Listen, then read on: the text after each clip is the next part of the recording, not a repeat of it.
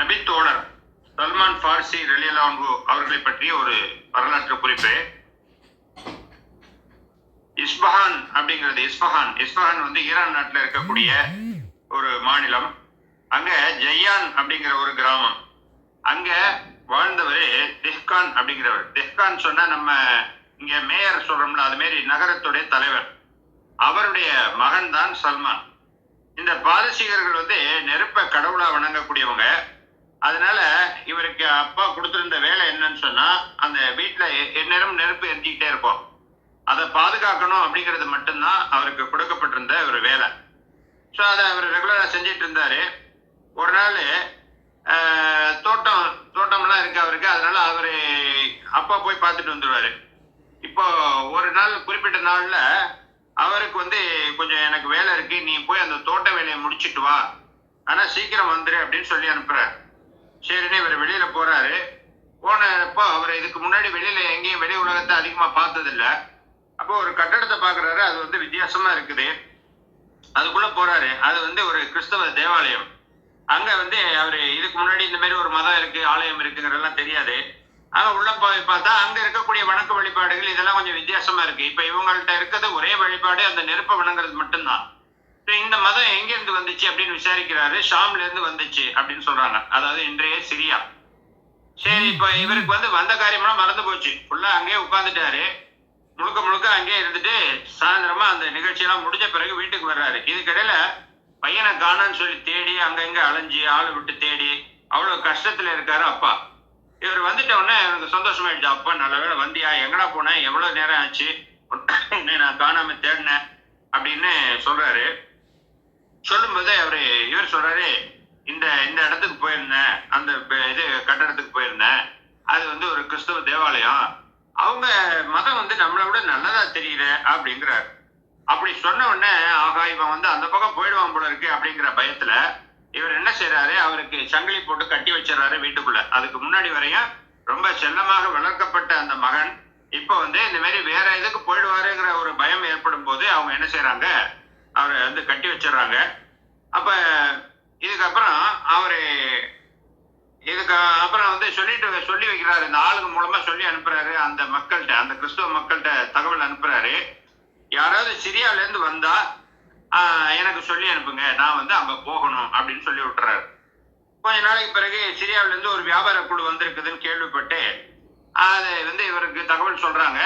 சொன்ன உடனே இவர் இந்த வீட்டுல இருக்கக்கூடிய விலங்குகளை எல்லாம் அவுத்து உடைச்சிட்டு இவங்களுக்கு தெரியாம எஸ்கேப் போயிடுறாரு, தப்பிச்சு போய் அந்த வியாபார குழுவோட சேர்ந்து சிரியாவுக்கு போயிடுறாரு. அங்க போய் பார்த்தா அங்க ஒரு மத குரு இருக்காரு. அவர்கிட்ட வந்து யாரு தலைமை குரு யாருன்னு விசாரிச்சு அவர்கிட்ட போய் சேர்ந்துக்கிறாரு. எனக்கு வந்து இந்த உங்க மார்க்கம் பிடிச்சிருக்கு, நான் உங்களோட இருந்து ஊழியம் செய்ய விரும்புறேன் அப்படின்னு சொல்லி சொல்றாரு. சரின்னா அவர் கூட வச்சுக்கிறாரு. அதுக்கப்புறம் கொஞ்ச காலத்துக்கு பிறகு அவரு இறந்து போயிடுறாரு. அதுக்கப்புறம் வேற ஒரு நபரை வைக்கிறாங்க. இது மாதிரி கிட்டத்தட்ட ஒரு 7500 இருந்து 10,000 கிலோமீட்டர் தூரம் வரையும் அவர் பயணம் பண்ணி போறாரு. ஒவ்வொரு பிரதேசத்துக்காக போறாரு. முதல்ல வந்து அந்த இஸ்பஹான்ல இருந்து எங்க போனாருனாக்க ஷாமுக்கு போனார் இல்லையா, சிரியாவுக்கு.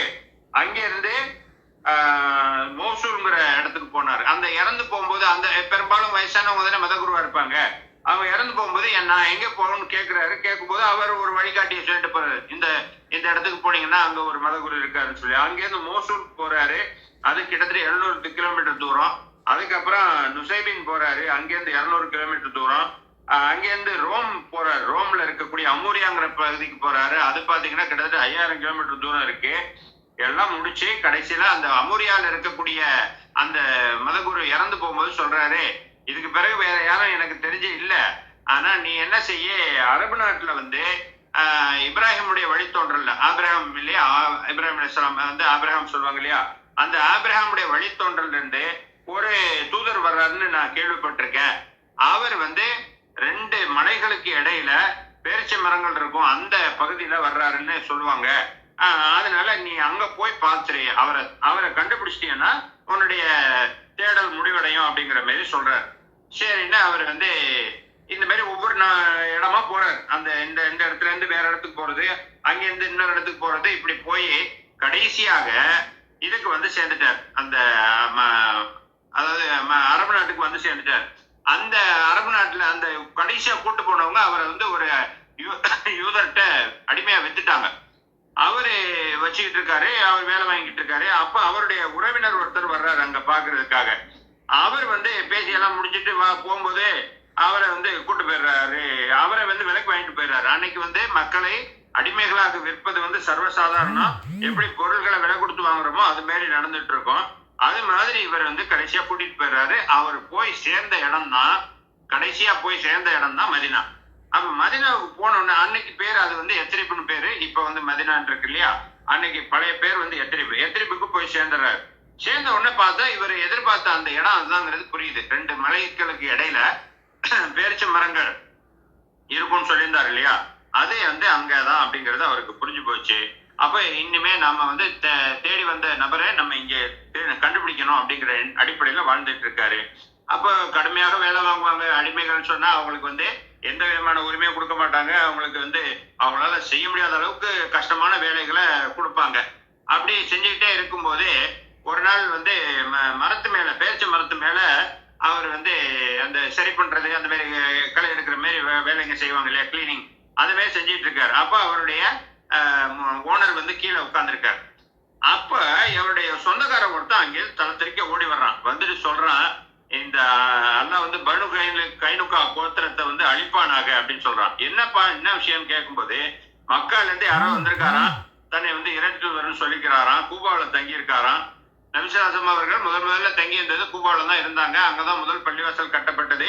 அந்த கூபா மஸ்ஜிதுல 2 ரக்காத் தொழுகிறது வந்து ஒரு உம்ரா செய்யக்கூடிய அளவுக்கு நன்மைன்னு சொல்லி நம்ம கேள்விப்பட்டிருக்கோம். அந்த இடத்துல இருக்கும்போது இந்த ஆள் ஓடி வந்து சொல்றாரு. சொல்லும் போதே அப்ப அவங்கள வந்து எல்லாம் இந்த மக்கள்லாம் அறிவில்லாம அவர்கிட்ட போய் பார்க்க போறாங்க அப்படின்னு சொல்றாரு. இவர் சொல்ல சொல்ல மேல மரத்து மேல வேலை செஞ்சிட்டு இருந்தவருக்கு அவருடைய உடம்பெல்லாம் நடுங்க ஆரம்பிக்குது, உடம்பு சூடாகுது. அவர் சொல்றாரு, நான் என்னுடைய முதலாளி மேல விழுந்துருவணும்னு அந்த அளவுக்கு எனக்கு பயமாயிடுச்சு, நடுக்கமாச்சு. ஏன்னா நாம யாரை எதிர்பார்த்துட்டு இருந்தோமோ அவர் வந்துட்டாரு அப்படிங்கிற செய்தி அவருக்கு கிடைச்ச உடனே அவருக்கு கை கால் ஓடல, அப்படியே மெதுவா விழுந்துடாத அளவுக்கு கீழே இறங்கி அந்த வந்து செய்தி சொன்னார்ல அவர்கிட்ட கேட்கிறாரு, இப்ப என்ன சொன்னீங்க அப்படின்னு கேட்கிறாரு. கேட்ட உடனே இந்த ஓனர் என்ன செய்யறாரு, ஓங்கி ஒரு அறை விட்டு உன் வேலையை போய் பாரு அப்படின்னு சொல்லி சொல்றாரு. ஏன்னா அவருக்கு ஏற்கனவே இந்த செய்தி பிடிக்கல. அப்ப இருக்கும்போது இவர் வந்து அதை திருப்பி மறுபடியும் கேட்க சொன்ன உடனே அவர் விட்டாரு, அதோட போயிட்டாரு. போய் வேலை செஞ்சிட்டு இருக்காரு. இப்போ வந்து அன்னைக்கு மாலையில அவர் போய் நபி ஸல்லல்லாஹு அவர்களை சந்திக்கணும் அப்படின்னு முடிவு பண்ணிட்டாரு. முடிவு பண்ணி கொஞ்சம் பேரிச்சம்பழங்களை எடுத்துட்டு போறாரு. அப்ப போகும்போதே என்ன சொல்றாரு, நபி ஸல்லல்லாஹு அவர்களை போய் பார்த்த உடனே இவருக்கு ரொம்ப சந்தோஷமாயிடுது. நாம யாரை எதிர்பார்த்தோமோ அவர் இவர் தான் சொல்லிட்டு, அப்ப அவர்கிட்ட வந்து இந்த 3 அடையாளங்கள் சொல்லியிருப்பாரு. அந்த அமுரியால இருக்கக்கூடியவர் என்ன சொல்லியிருப்பாருன்னா, நீ வந்து எதையாவது தானமா கொடுத்தா அவர் ஏற்றுக்கொள்ள மாட்டாரு.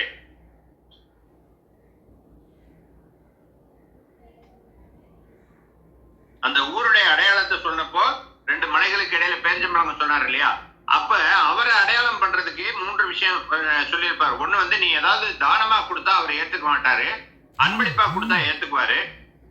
அடுத்தது அவருடைய முதுகுக்கு பின்பக்கம் 2 தோள்பட்டைக்கு இடையில ஒரு இறுதி நபிங்கிறதுக்கான அடையாள முத்திரை இருக்கும். இதுதான் அவரை நீ புரிந்து கொள்றதுக்கு அப்படின்னு சொல்லியிருப்பாரு. அப்ப இவரு வந்து கொஞ்சம் பேரிச்சம்பழங்களை எடுத்துக்கிட்டு அங்க போய் பார்க்க போறாரு. நபிசாரத்திட்ட சொல்றாரு, நீங்க வந்து வந்திருக்கீங்க, நான் கேள்விப்பட்டேன். நீங்க உங்க தோழர்கள்லாம் ரொம்ப இவ்வளவு தூரத்துல இருந்து வந்திருக்கீங்க, நீங்க தேவையுடையவங்களா இருப்பீங்க, இந்த பழங்களை நான் உங்களுக்கு தானமா கொடுக்குறேன் அப்படின்னு சொல்றாரு. சொன்ன உடனே அதை வாங்கிக்கிட்டு நபிசாசம் அவர்கள் தோழர்கள்ட்ட கொடுத்தாங்க. ஆனா அவங்க வந்து கடைசி வரையும் எதுவுமே எடுத்துக்கல, மற்ற தோழர்கள் சாப்பிட்டாங்க. அப்ப இவர் அதை புரிஞ்சுக்கிட்டார். சரி ஓகே, தானமா கொடுத்தா சாப்பிட மாட்டாரு அப்படின்னு தெரிஞ்சுக்கிட்டாரு. அதுக்கப்புறம் ரிட்டர்ன் போயிட்டு மறுபடியும் அவருக்கு கொடுக்கக்கூடிய உணவுக்காக கொடுக்கக்கூடிய பழங்கள்ல இருந்து கொஞ்சம் சேர்த்துக்கிட்டு இன்னொரு சந்தர்ப்பத்துல மறுபடியும் வர்றாரு. வந்துட்டு சொல்றாரு, நான் போன முறை வந்தேன், உங்களுக்கு பழம் கொடுத்தேன், நீங்க சாப்பிடல, எனக்கு மனசு கஷ்டமா இருக்கு, அதனால நீங்க இதை வந்து நான் அன்பளிப்பா உங்களுக்கு கொடுக்குறேன், உங்களை உபசரிக்க விரும்புறேன் அப்படின்னு சொல்லிட்டு கொடுக்குறாரு. சொன்னப்போ நபிசாசம் அவர்கள் வாங்கிட்டு அவங்களும் சாப்பிட்டாங்க, மற்றவங்களுக்கும் கொடுத்தாங்க. இந்த 2வது விஷயமும் அவருக்கு கன்ஃபார்ம் ஆயிடுச்சு. 3வது அந்த உடல்ல இருக்கக்கூடிய அடையாளத்தை பார்க்கணும்.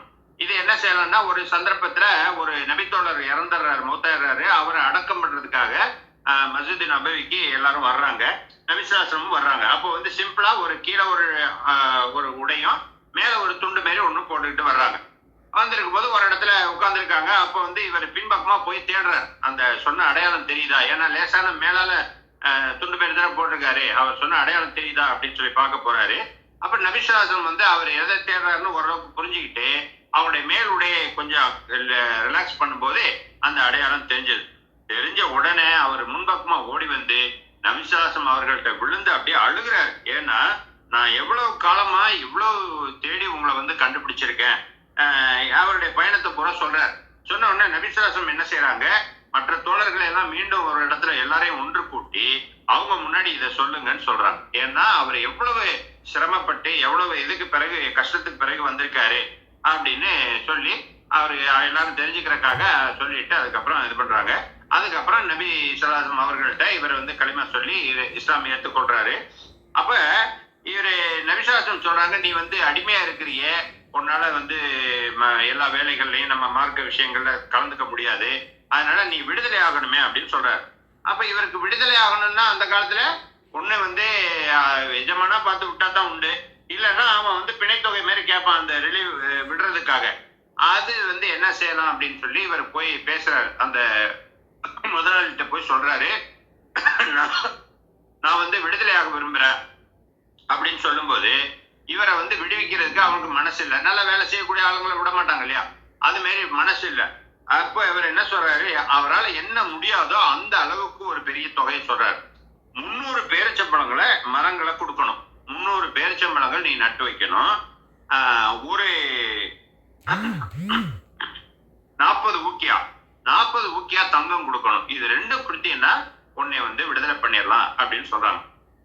அப்ப நபிசுல்லாசம் என்ன செய்யறாங்க, தங்களோட தோழர்களை எல்லாம் கூட்டி, நீங்க வந்து இந்த இந்த உங்களுடைய சகோதரர் வந்து இவ்வளவு சிரமத்துக்கு மத்தியில இவ்வளவு பயணம் பண்ணி வந்திருக்காரு, அவருக்கு இந்த மார்க்கம் கிடைச்சிருக்கு, நம்ம வந்து அவருக்கு உதவி செய்யணும், நீங்க எல்லாருமா என்னென்ன முடியுமோ சொல்லுங்க அப்படின்னு சொல்ல ஒருத்தர் 40 30 அப்படி ஆள் கொஞ்சமா சொல்லி கடைசியாக அந்த 300 மரங்கள் சேர்ந்துருச்சு.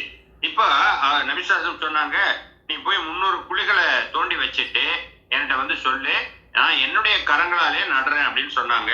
அதே மாதிரி நட்டு வச்சாங்க. நபிசுல்லாசம் நட்டு வச்சாங்க. பிற்காலத்துல அந்த இவர் சொல்றாரு, சல்மான் பார்சி ரலியல்லாஹு சொல்றாங்க, அவரு எப்படி வந்து நபிசுல்லாசம் வந்து அந்த 300 மரங்களை நட்டாங்களோ அதுல ஒண்ணு கூட வந்து இதுவாகல, காஞ்சி போகல, அது எல்லாமே வந்து செழித்து வளர்ந்தது அப்படின்னு சொல்லி சொன்னாங்க. அதுக்கப்புறம் இப்ப இந்த பாதி நிறைவேறியாச்சு. அதாவது 300 மரங்கள் கொடுத்தாச்சு. இப்ப மிச்சம் ஒரு 40 ஊக்கியா தங்கம் கேட்டிருக்காரு இல்லையா, அதனால ஒரு நாள் வந்து நபிசுல்லாசம் அவர்களுக்கு ஒருத்தர் வந்து ஒரு அன்பளிப்பாக ஒரு முட்டை அளவுக்கு ஒரு தங்கத்தை கொடுக்கிறார். உடனே நபிசுல்லாசம் அவர்களுக்கு சல்மான் பார்சி ரலியல்லாஹு அவங்களுடைய ஞாபகம் வந்துருது. சல்மான் வந்து இது மாதிரி தங்கம் கேட்டிருந்தாரு, அவரை வர வைங்கன்னு சொல்லி அவர்கிட்ட இதை கொடுக்குறாரு. கொடுத்துட்டு நீ இதை போய் உன்னுடைய முதலாளிகிட்ட கொடு அப்படின்னு சொல்றாரு.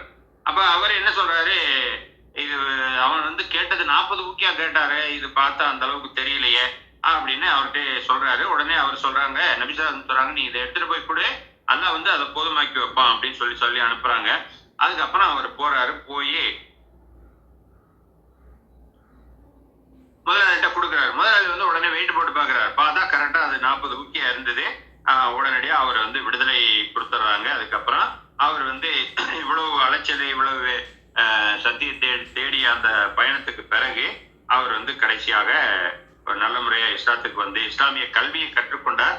யார்கிட்ட உலகத்திலேயே தலை சிறந்த ஆசிரியரான நபிசுல்லாசம் அவர்கள்ட்ட இருந்து நேரடியாக கற்றுக்கொண்டார். பிற்காலத்துல வந்து அலி ரலியல்லாஹு அன்ஹு வந்து ஒவ்வொரு தோழர்களை பத்தி பேசிட்டு இருக்கும்போது இந்த சல்மான் ரலியல்லாஹு அன்ஹு அவரை பத்தி சொல்லும்போது சொல்றாரு, அவருக்கு வந்து கடல் அளவு ஞானம் இருக்கு, ஏன்னா அவர் வந்து எங்களுடைய அஹ்லுல் பைத்தை சேர்ந்தவர் அப்படின்றார். அஹ்லுல் பைத்துன்னா நபிசுல்லாசம் அவர்களுடைய சேர்ந்த குடும்பத்துக்கு பேர் தான் அஹ்லுல் பைத்துன்னு பேரு. அப்ப கடல் அளவு ஞானம் இருக்கலாம், ஆனா எப்படி அஹ்லுல் பைத்தை சேர்ந்தவரே அப்படின்னு யோசிக்கும் போது இங்க வந்து நம்ம அகழ் போர் அப்படிங்கக்கூடிய ஒரு போர் நடந்தது. அந்த நிகழ்வுக்கு நம்ம போகணும்.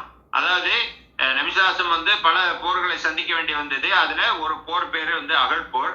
இந்த அகழ் போருங்கிறது பெரிய அளவுல கூட்டணி படைகளை திரட்டிக்கிட்டு வந்தாங்க.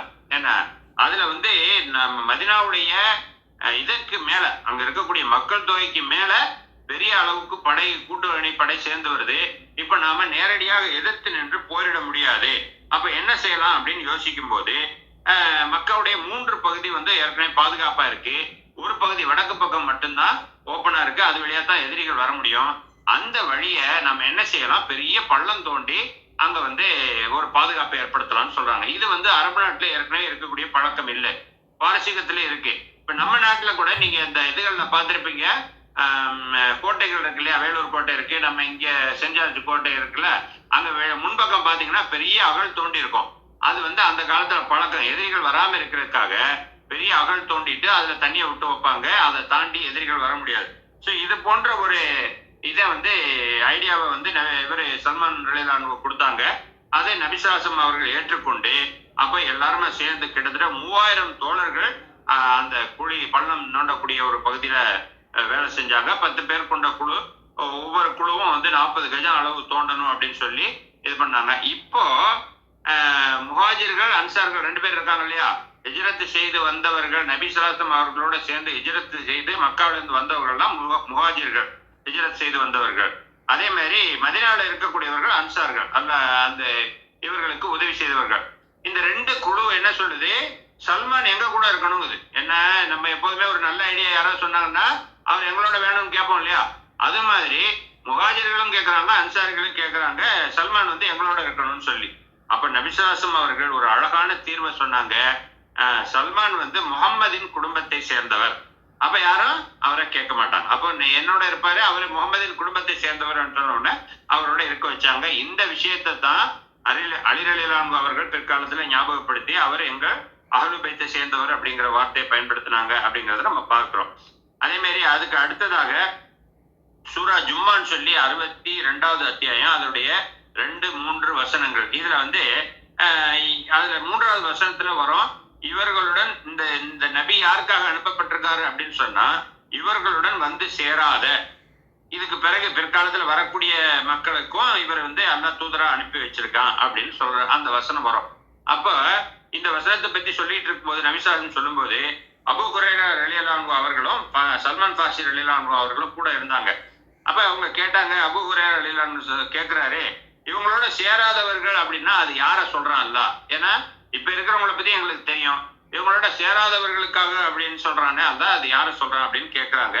கேட்டவுடனே நபிசாசம் சொல்றாங்க, சல்மான் ரலியல்லாஹு மேல கை போட்டு சொல்றாங்க, ஈமானுடைய அறிவு அத்துறையாவில் இருந்தாலும் இவரது மக்கள், அதாவது பாரசீகர்கள் தேடி பெற்றுக் கொள்வார்கள் அப்படிங்கிற வார்த்தையை நபிசாசம் சொன்னாங்க. அத்துறையாங்கிறது ஒரு பெரிய நட்சத்திரம். இப்ப நம்ம இங்க சொல்றோம் இல்லையா, ஏதாவது ஒரு விஷயம் கிடைக்கணும்னா சந்திர மண்டலத்துல இருந்தாலும் போவாங்க, செவ்வாய் கிரகத்துல இருந்தாலும் போய் தேடி பெற்றுக் கொள்வார்கள் சொல்லுவோம் இல்லையா, அது போன்ற வார்த்தையை நபிசாசம் சொன்னாங்க. இவருடைய மக்கள், அதாவது இவர் எந்த அளவுக்கு தேடி வந்திருக்காரு, கிட்டத்தட்ட 10,000 கிலோமீட்டர் அளவுக்கு பயணம் பண்ணி சத்தியத்தை தேடி வந்திருக்காரு இல்லையா, அது போன்ற மக்களை தான் குறிக்கும் அப்படிங்கிற மாதிரி நபிசுல்லாசம் சொன்னாங்க அப்படிங்கிறது வருது. அதனால இந்த அத்துறையாவில் இருந்தாலும் கண்டுபிடிப்பாங்க அப்படின்னு சொல்லி பார்த்தாங்க. அதுக்கப்புறம் ஒரு சந்தர்ப்பத்துல இங்க இவங்க இல்லையா, ஹிஜ்ரத் செஞ்சு வந்த சகோதரர்களுக்கும் அன்சார்களுக்கும், மதீனால இருந்த அன்சாரி தோழர்களுக்கும் இடையில சகோதரத்துவத்தை ஏற்படுத்தினாங்க நபிசுல்லாசம் அவர்கள். இது வந்து இன்னைக்கு முக்கியமான ஒரு விஷயம். இன்னைக்கு ஒரு நாட்டுல இருந்து ஒரு அகதிகள் வந்தாங்கன்னு சொன்னா அந்த அகதிகளை தனியாவே தங்க வைக்கிறாங்க. அவங்களுக்கு வந்து அடிப்படை தேவைகள் கூட இல்லாம இருக்குன்னு சொல்லி ஏகப்பட்ட கம்ப்ளைண்ட் எல்லாம் இருக்கு. நம்ம நாட்டுல கூட, நம்ம ஊர்ல கூட இருக்கு, இலங்கை அகதிகள் தங்க வச்சிருக்க இடத்துல சரியா இது இல்ல, வசதிகள் இல்லைன்னா கம்ப்ளைண்ட் இருக்கு. ஆனா நபிசுல்லாசம் அவர்கள் இது மாதிரி பிரச்சனை ஏற்படாம ரொம்ப எளிமையான முறையில என்ன பண்ணாங்க, அங்கிருந்து வந்த தோழர்கள், அதாவது ஹிஜ்ரத் செஞ்சு வந்த தோழர்களை ஒருத்தருக்கு சகோதரராக்கி விட்டாங்க. இங்க இருக்கக்கூடிய மதீனால இருக்கக்கூடிய அன்சாரிகளுக்கும் முஹாஜிர்களுக்கும் சகோதரத்துவத்தை ஏற்படுத்தினாங்க. அதுல வந்து சல்மான் ரலியல்லாஹு அவர்களுக்கு சகோதரராக கிடைத்தவர் அபூ தர்தா ரலியல்லாஹு அவர்கள். இந்த 2 பேரும் இருக்கும்போது ஒரு சந்தர்ப்பத்துல இந்த சல்மான் ரலியல்லாஹு வந்து அபூ தர்தாவை பார்க்க வர்றாரு. அப்ப வந்து பார்த்தா இந்த அவருடைய மனைவி வந்து எந்த ஒரு பெரிய ஒரு அலங்காரம் இல்லாம இருக்கிறாங்க, ரொம்ப சாதாரணமா இருக்கிறாங்க, தனிப்பற்றி கவலைப்படாதவர்களா தெரியுது. அப்ப இவர் விசாரிக்கிறாரு, என்னங்க ஏன் இப்படி இருக்கீங்கன்னு கேட்கும்போது, உங்க சகோதரர் பத்தி தான் தெரியுமே, சல்மான் ரலியல்லாஹு அவர்கள் உலக வாழ்க்கையில அதிகமா ஈடுபாடு இல்லாதவர், அந்த அளவுக்கு ஒரு எளிமையான வாழ்க்கை வாழ்ந்தவர், அவர் தான் தெரியுமே உங்களுக்கு, அதனால நான் இப்ப எதுக்காக அலங்காரம் பண்ணிக்கிறேன் அப்படிங்கிற மாதிரி அந்த அம்மா சொல்றாங்க. அப்ப கொஞ்ச நேரத்துல வந்து உணவு தயாராகுது.